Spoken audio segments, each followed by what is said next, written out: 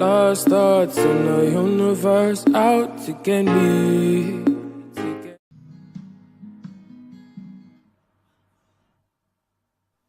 Those are the sweet sounds, the really, really good sounds. And that is Ephraim with Ndiwenu. It's uh it's such a reflective song, to be honest. It's so beautiful. We appreciate you for making that song. Um, if you do not know where you are, this is DC Talk Radio 90.9 FM, and this show is called Into the Future with Shasho. As we try to look at better ways we can work with education, what we can do, what conversations we can start with each other to help create a better education system. It's clear what we're doing, unfortunately, hasn't been working very well. The statistics show it, the World Bank keeps telling us, and so maybe we can talk amongst ourselves and see what works for us as Zambians. And that's what this show hopes to promote. Unfortunately, it's been a rather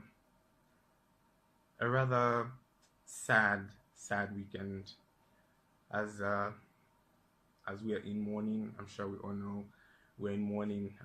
Dr. Lupando Mape's passing is very sad, but it's also very reflective for us. So at DC Talk Radio, we decided to give ourselves a theme, and this theme was legacy, because Dr. Lupando Mape did leave quite a legacy.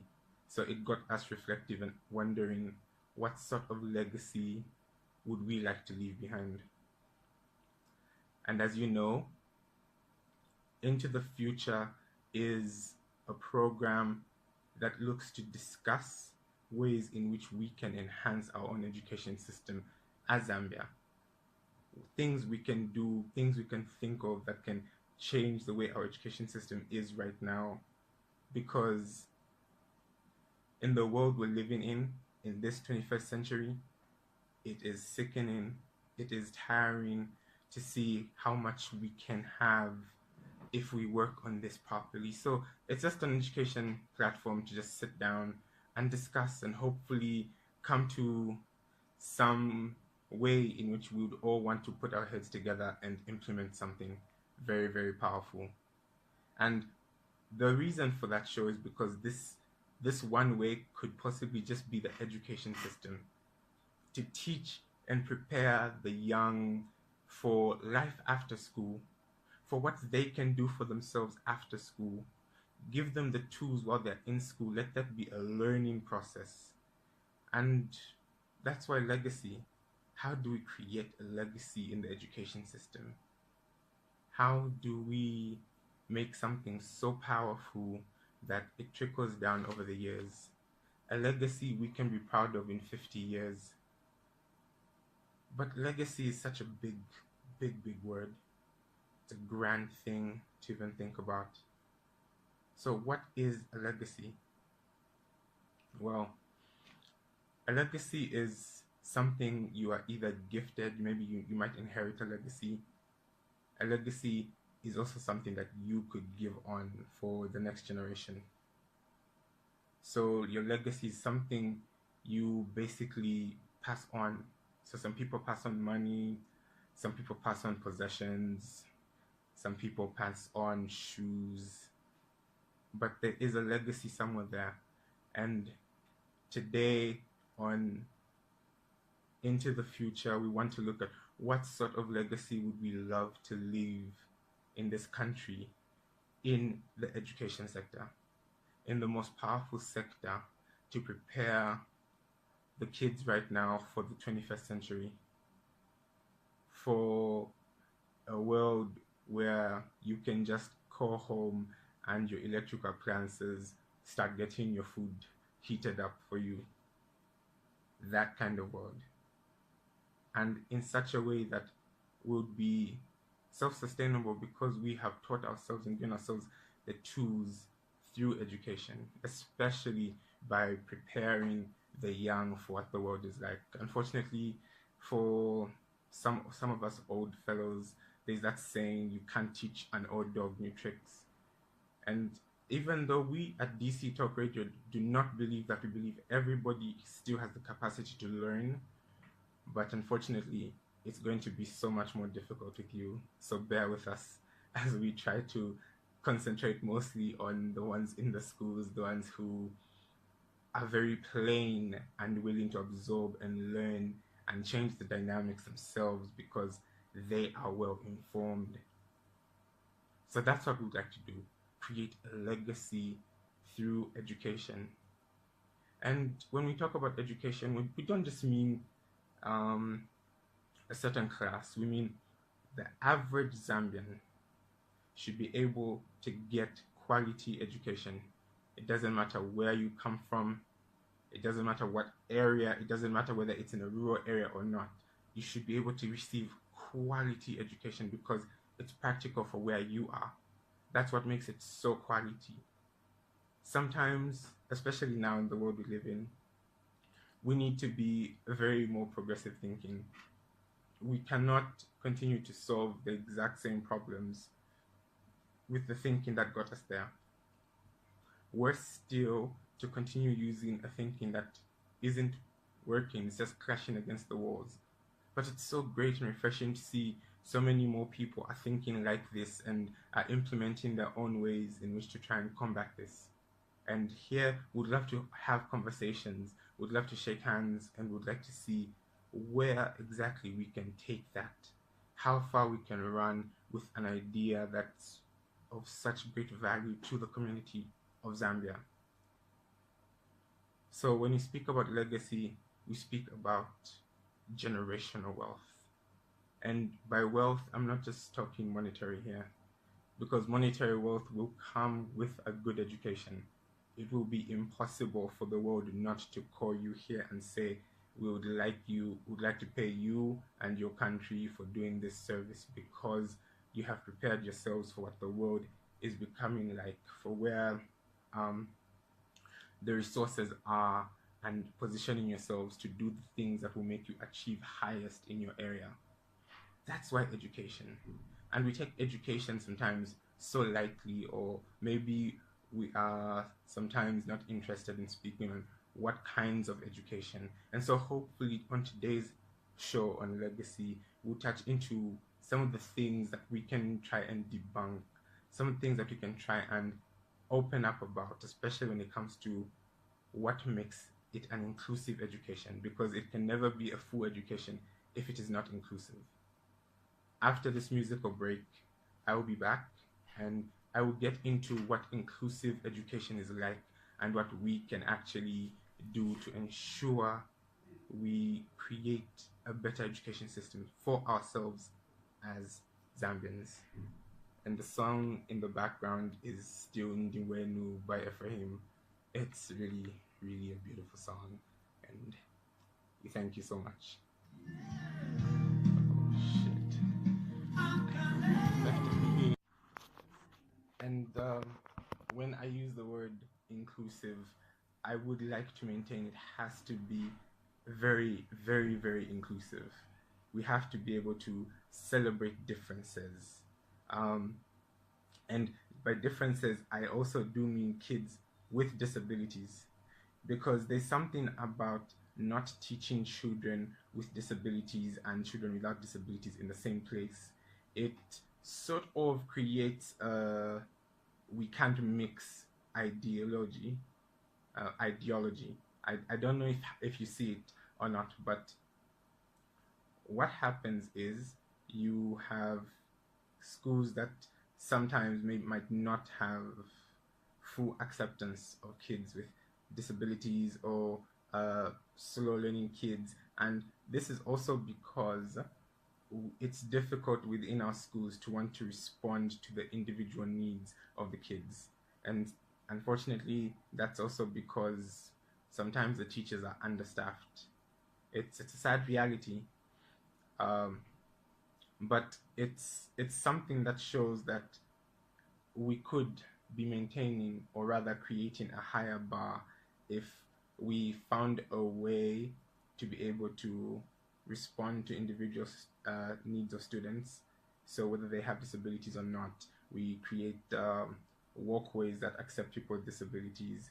If we don't have money, we can make makeshift ones, logs for every day. But you know, that sort of thing. And I know lots of places implement some of these things, which is great. And you start to see a lot of these facilities being created in a lot of places.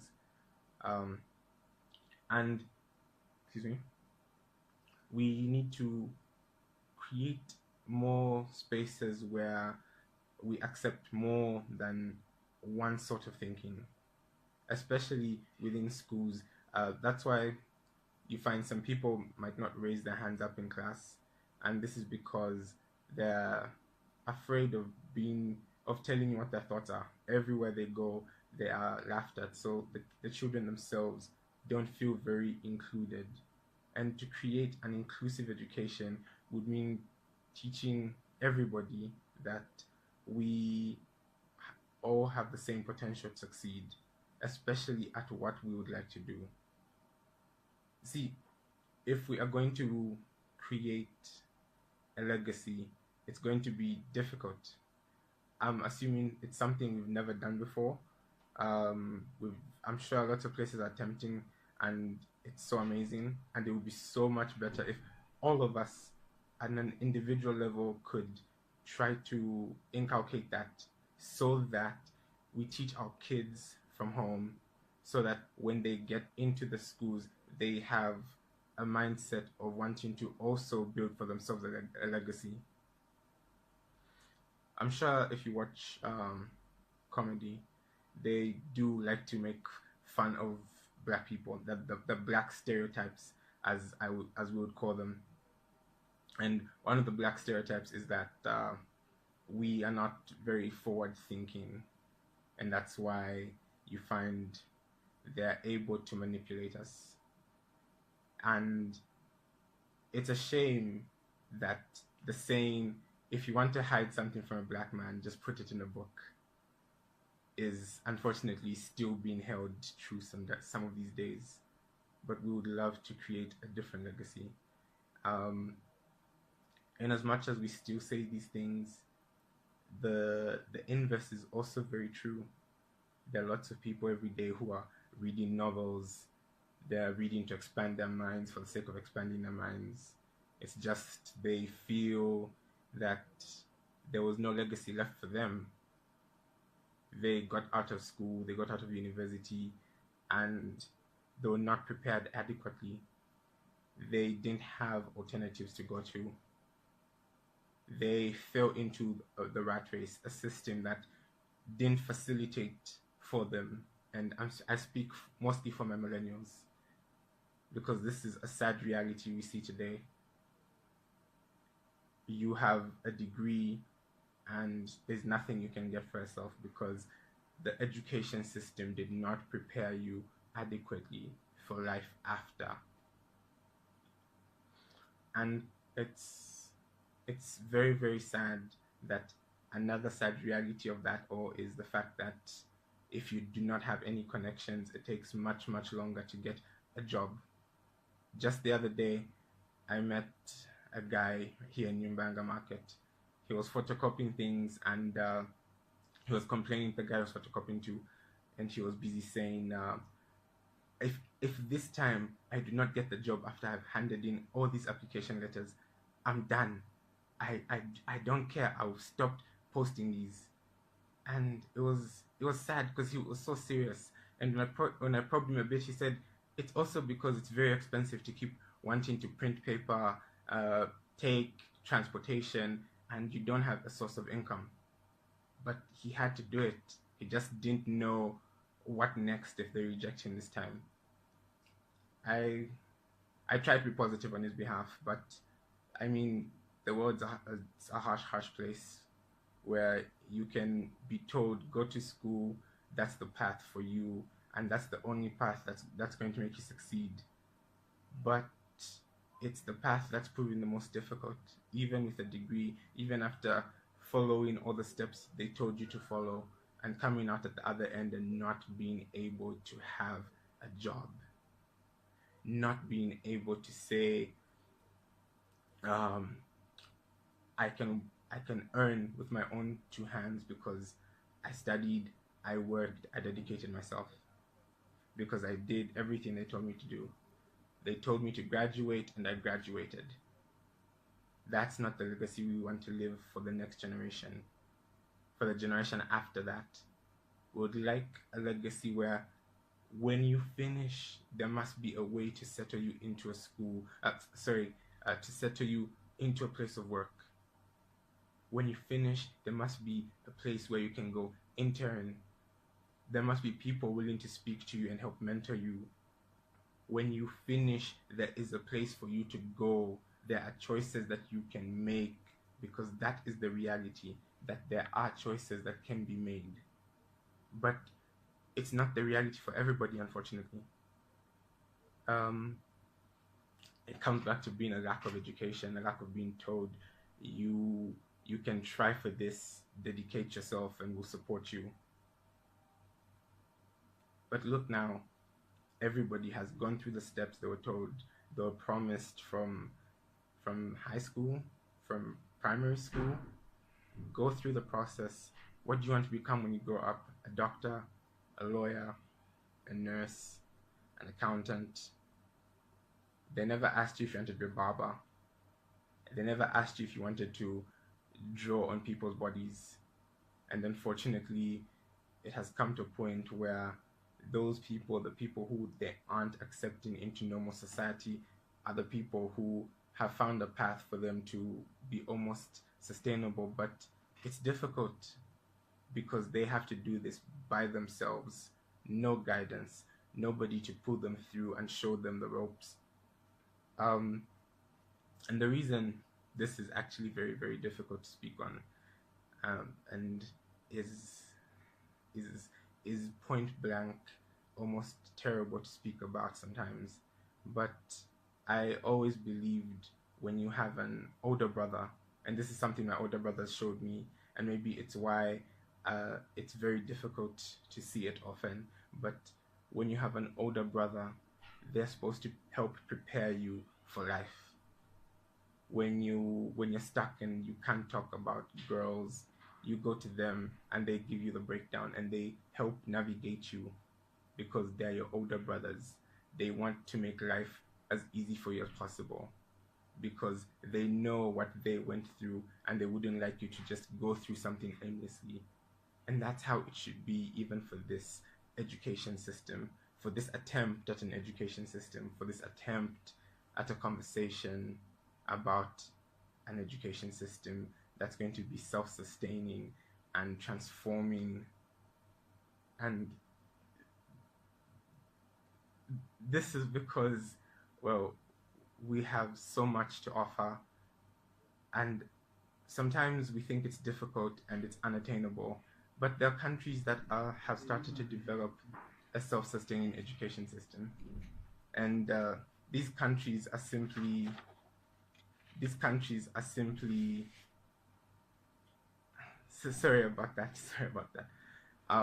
So the countries that we can get all this information from also, for instance, Finland have developed themselves a beautiful legacy system. It's it's phenomenon. So what they do in Finland is this: they don't have any exams, firstly, until maybe the last day of that's grade 12. They'll have one exam, and this is because they believe they want to harness our natural abilities. To create a legacy, children must want to go to school. Children will love going to school if at school there are things that they will love to participate in doing. They'll be encouraged in doing. And that's what a legacy is going to cost. It's going to cost us adults, us teachers, and us educators, as people that want to see a change, accepting that for someone to want to learn, they do it best if they actually enjoy what they're doing. But at the moment, it seems they're not happy. It seems at the moment they're completely sad and discontented with going to school, wanting to go to school, attempting to go to school. Some people just go to school because the parents told them to go to school. Wake up, go to school. You have to go to school. But at school, they learn nothing. They zone out. They're painting, and when they try to paint, they're being told they're wasting time. They'll never get anything by painting. They're being ridiculed for having a different passion other than the one set up for them. This is the reason we aren't getting ourselves where we would like to be, because we forget that for somebody to willfully enjoy doing something, or for someone to be successful, they need to enjoy what they're doing. For some people, going to school is the best thing ever. Sitting in there studying science, it's amazing, and that's great. We also want those to have fun. Let them find ways to have fun. Let them enjoy class. That is the whole point of an inclusive education system. We would like everybody's active participation. There'll always be things that I feel they will need to learn. Personally, math, English, the sciences, I feel those are core structures. But you have to couple those with something that they feel they want to do. Amongst the easiest examples in the world, I think, are football players. Most of them go through the system and they start off at an early age, but they've already decided they want to play football. They're giving it their everything. So look at the dedication to that. They're in football camp every holiday, every day. They're playing football in the backyard with their friends. And at first, it seems just like a game. But now he's 16 and he's saying he just wants to keep playing football. And he's very good and everybody's promising him the world. A perfect example of this would be Marcus Rashford. He was 18. Jokes were being made about him still having to rush home to school, home to do his homework after playing a United game and scoring against big teams. And that was funny, but there's such truth to it because he had worked hard to get to where he was. A practical structure. Practice. No. Practice does not make perfect. Practice makes permanent. It's a habit. And look at him now. So it's easy to say it works in football, but then you have a model. It does work to practically do something. If we are to create a legacy in education that will span generations, we have to practically do it. We have to practically teach. Some courses do not need to constantly regurgitate information. You will never actually know. Some things they teach in the classrooms, you don't actually meet in real life. And so it's difficult, and kids come out of school feeling like they don't understand what they were learning and what they weren't learning, how to apply it, because they weren't in class half the time. It was boring for them, so it didn't make sense. And we don't want class to be a place where you turn the light bulb off and you totally snooze. You have to be awake. It has to be a place you go to enjoy things. So even the way we teach has to change if we're going to say they're going to want to come back and enjoy things. Well, this is Into the Future with Shasho, and you are on DC Talk Radio 90.9 FM, where your issues are our concern. And I'll just take a little musical break here. When I come back, I'll keep talking about how we can best get into the future of education, how we can want to attain even this quality education on a broad scale for everybody. See you on the flip side.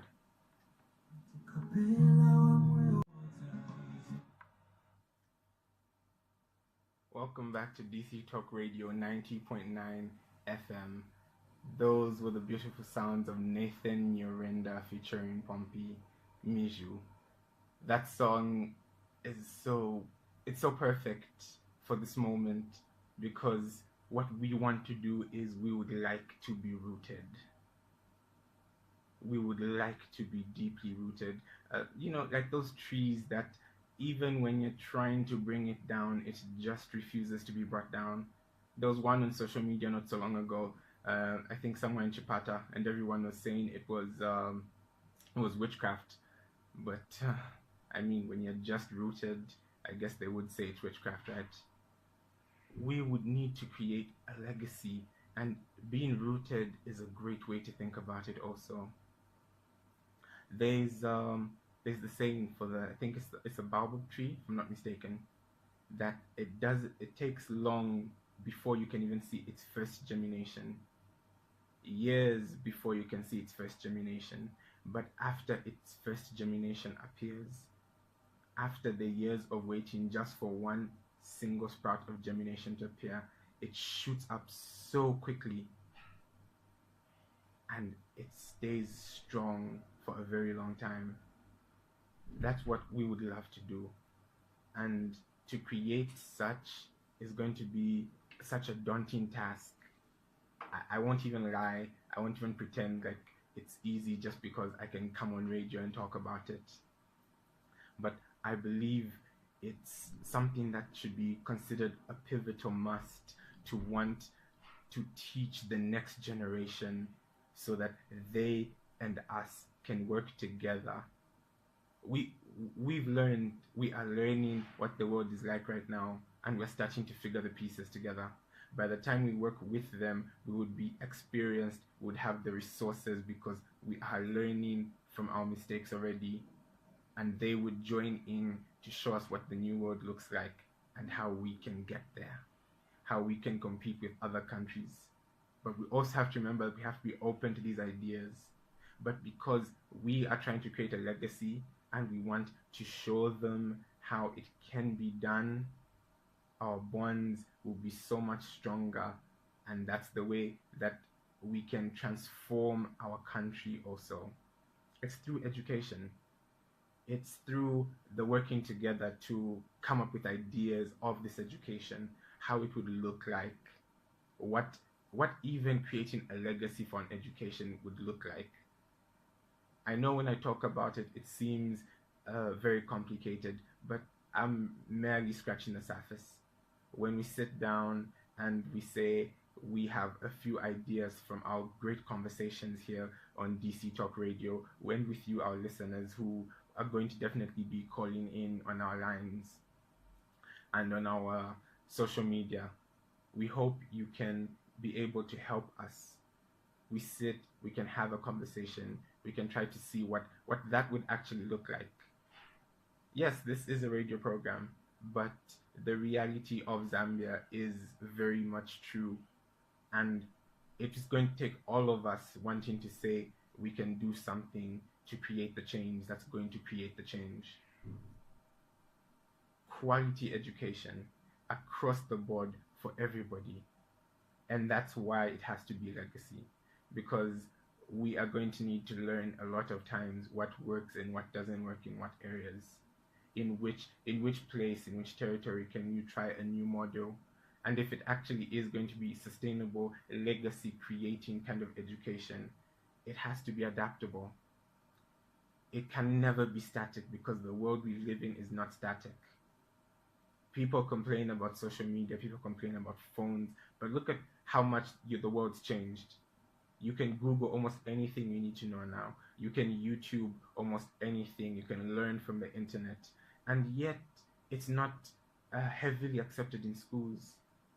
Instead of creating applications that students can go in and talk and get questions to answers and figure out why the answer is that, we want to punish them with homework that we know they clearly didn't understand because they clearly didn't understand it in class when they got the zero. But no, it's easier to just send them away and think they're just misbehaving. They genuinely don't know because they couldn't pay attention, because school wasn't fun for them. There's no other way to put it, unfortunately.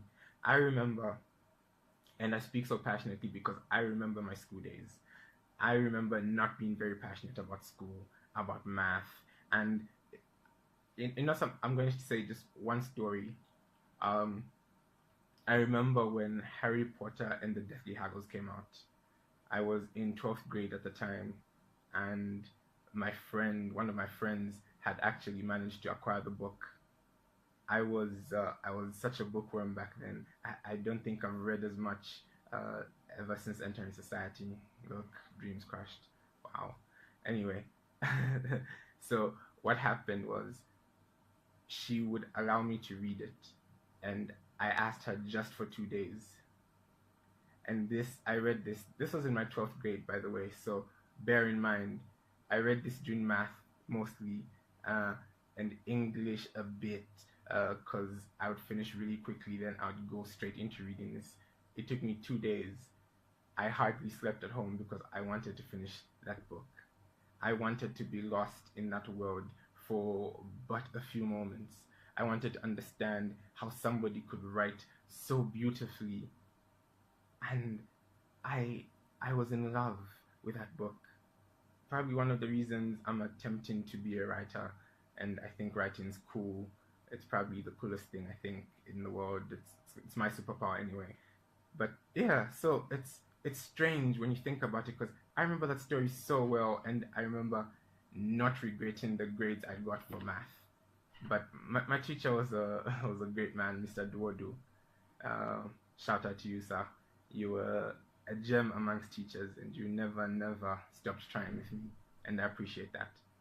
But I guess not everybody was you, so you can imagine if I could be that passionate about wanting to read a book to the extent of not sleeping just for the fun of it, just because I, firstly and foremost, I didn't want to inconvenience my friend because she just got the book, but she was going to allow me to read it before her.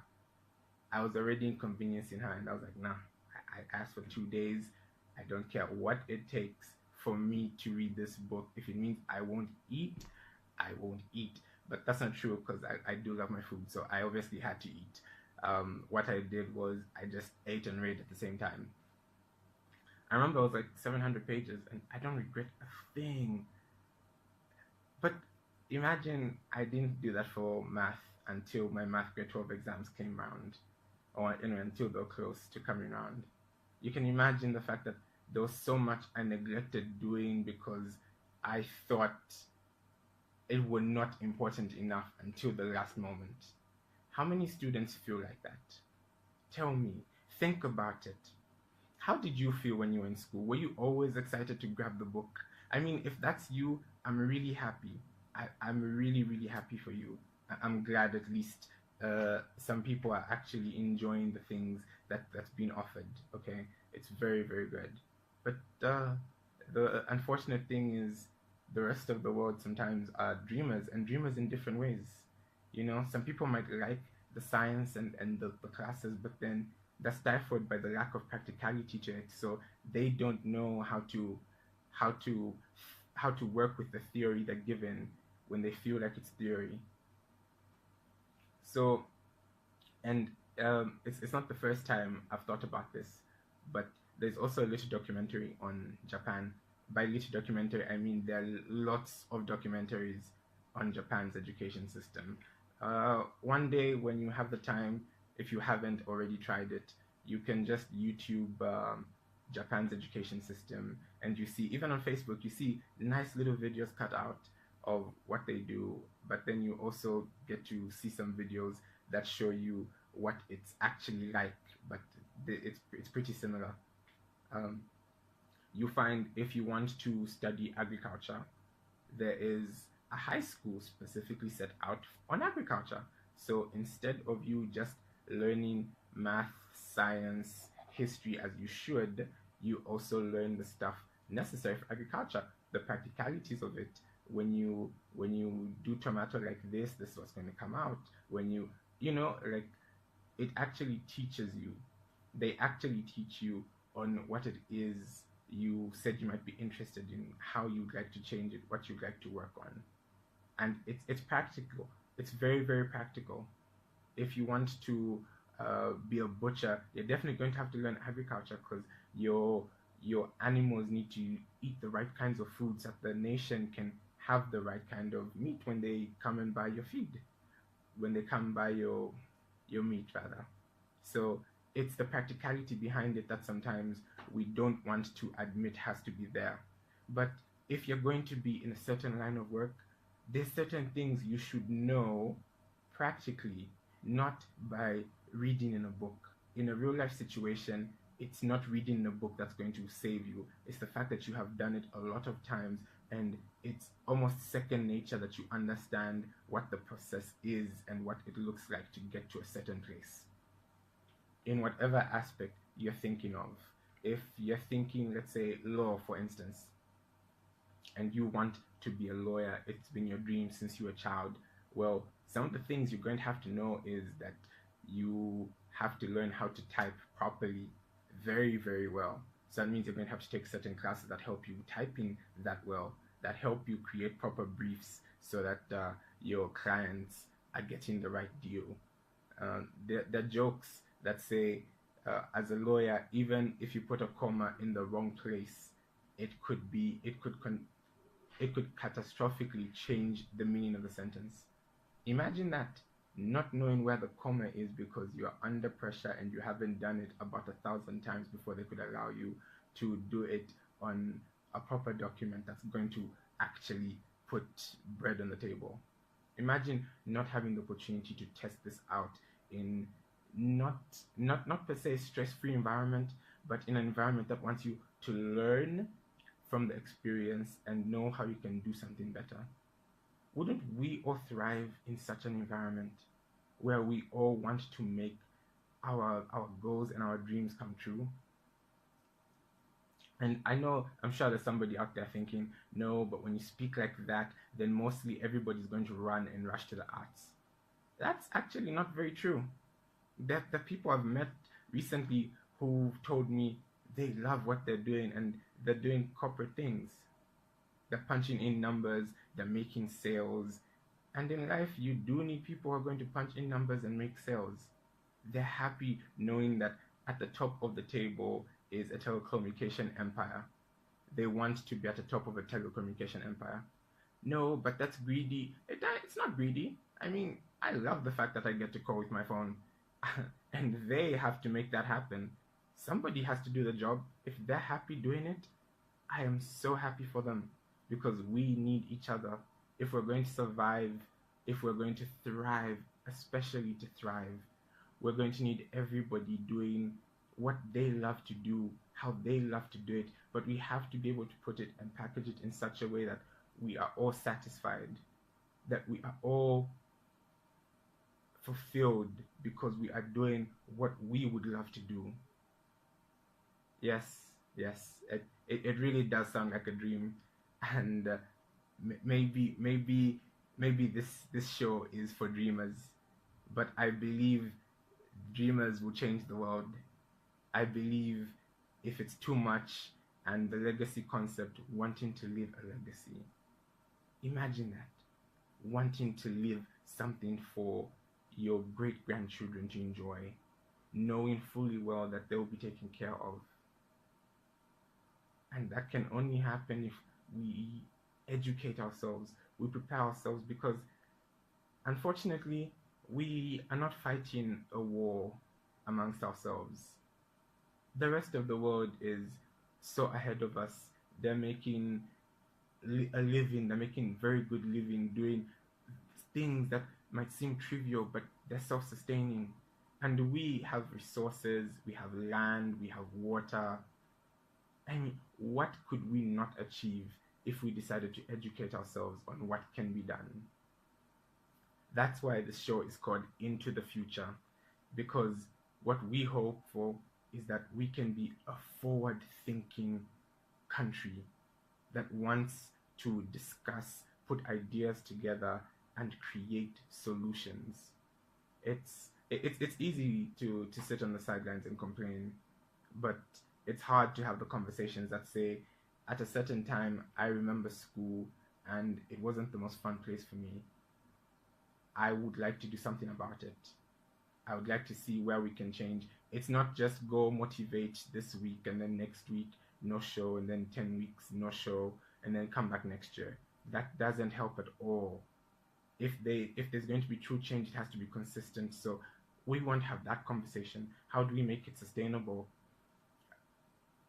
From this moment on, whenever you listen to Into the Future, I would love you to get in touch with us on the text lines, please. I think what we can start doing is you can start sending in your messages, and I can start doing my research based on a question from one of you viewers, rather one of you listeners, and then I can be able to come back with answers and we can have a conversation going and seeing what that would look like. Hopefully, that would lead to one of you listeners coming into the station and we can have a discussion based on ideals we've already come to a conclusion on something. We'd love to be able to see what we could do and how we could do it. It would be great to have a listener just come through with their expertise and we sit down and we decide, or we begin to frame that question on what can our part be, what can we do, and hopefully we can become a movement on our own of what we are going to do, how we are going to do it, how we are going to create this education system, how we are going to be better brothers and sisters and better fathers and mothers, better guardians, because we want to look out for each other. Education is vast. Everything has to be looked at when we talk about education. We have to talk about sex education because this perpetuating of rape is not good. This thing where people, especially the ladies, feel uncomfortable because men have not been taught how to also handle themselves is not right. But it's all education. They're in school for most of the time. Schools must be in a position to be set in a position where they are going to have these conversations and actually have these conversations. Guidance and counseling wasn't an actual conversation at school. We didn't actually do anything that was really considered guiding or counseling. It was very, very, very shallow. Very, very. It really scratched the surface, and you don't really know what was happening. It mostly even became just one of those kind of jokes. Guidance and counseling was free period. It really was free period. We looked forward to it because you could do it with your eyes closed. Also, you know the answers to the question because nobody's asking any questions. Nobody's having any real conversations with us when we were kids. I won't lie though, there were a few times, you have to give them credit, there were a few times where I was sitting up and I wanted to know. I know there were a few times I wanted to know. I can't think of any right now, but when I do, we are going to feature this again as we continue to discuss. So the text lines for you to send your messages on are MTN 0761 061 909. MTN 0761 061 909. Airtel 0970 413 909. Airtel 0970 413 909. Zamtel 0955 390 909. Zamtel 0955 390 909. Facebook username to contact to get in touch with us is DC Talk Radio. Twitter and Instagram DC_Talk Radio. Just get in touch with us and we can have a conversation and I can try to start answering questions as best as I can. I'll do my utmost to research so that I could give you answers that could also be considered satisfactory for you without trying to have an argument. It's just going to be a conversation and I'll do my best not to try and force an answer down your throats, but it will just be what I've researched on, and hopefully we can discuss what we can continue to further do. And if you disagree with me, kindly let me know so that we can also figure out a way to better it. Maybe my idea could be flawed, my answer might not work, and you could have the answer. This is DC Talk Radio 90.9 FM, and this has been Into the Future with Shasho. Enjoy the rest of the evening.